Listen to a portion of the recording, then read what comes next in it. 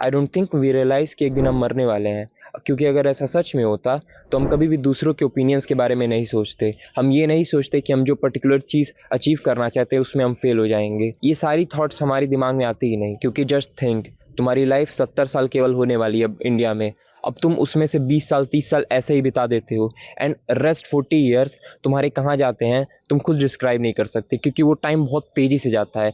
जो maximum growth का तुम्हारा ईयर रहता है मेरे हिसाब से एज 30 तक रहता है। वहाँ तक भी अगर तुम अपनी उन चीज़ों को अचीव नहीं करते हो, उन चीज़ों को परस्यू नहीं करते हो जो तुम करना चाहते हो, then what the fuck are you doing in your life? कि मेरी ज़िंदगी जो है 70 तक ख़त्म हो जाएगी। मैं 20 साल का हूँ, मेरी 20 साल की ज़िंदगी चली गई, मैं उसको वापस नहीं ला सकता हूँ। वहाँ पर जो हो गया, मैं उस टाइम को वापस नहीं ला सकता। बची हुई जो 50 साल की ज़िंदगी है, उसमें मैं कर क्या रहा हूँ? उसमें मैं फिर वही चीज़ें रिपीट कर रहा हूँ। मैं दूसरे लोगों के ओपिनियंस के बारे में सोच रहा हूँ। मैं ये सोच रहा हूँ कहीं मैं फेल हो गया तो क्या होगा? इन सारी फालतू चीज़ों के बारे में सोच रहा हूँ। बट सिंगल मोस्ट थिंग जो मुझे परस्यू करनी चाहिए वो मैं परस्यू नहीं कर रहा हूँ।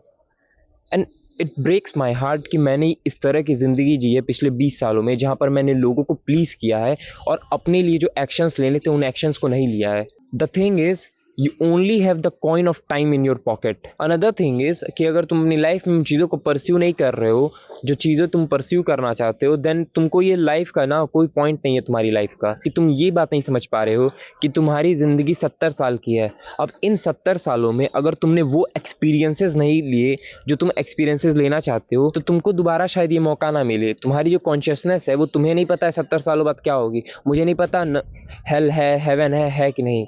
है भी कि नहीं ये भी कोई नहीं गारंटी करता।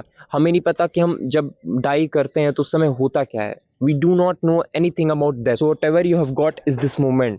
और इस मोमेंट में अगर तुम लोगों को प्लीज़ करते रहोगे, दूसरों के ओपिनियंस के बारे में सोचोगे कि मैं फेल हो जाऊँगा तो लोग क्या बोलेंगे, इन सारी फालतू बातों के बारे में सोचोगे, सो मेरे भाई तुम लिव कहाँ कर रहे हो? तुम एक तरह से डाई तो हो गए हो, बस बरी हो गए 70 पे। तो तुम अपनी लाइफ में अगर उन चीज़ों को सच में परस्यू करना चाहते हो, जिन चीज़ों को तुम परस्यू करना चाहते हो, देन आज के आज ही तुम इस वीडियो को बंद करोगे और उसके बाद लिखोगे कि तुम किन चीज़ों को परस्यू करना चाहते हो और फिर उनको परस्यू करना स्टार्ट करो। क्योंकि ये रियलाइज़ तुम कर लो, किसी तरह ये समझ लो कि तुम्हारी जो ज़िंदगी है वो 70 साल की है, उसमें से 20-30 साल तुम्हारे ख़त्म हैं।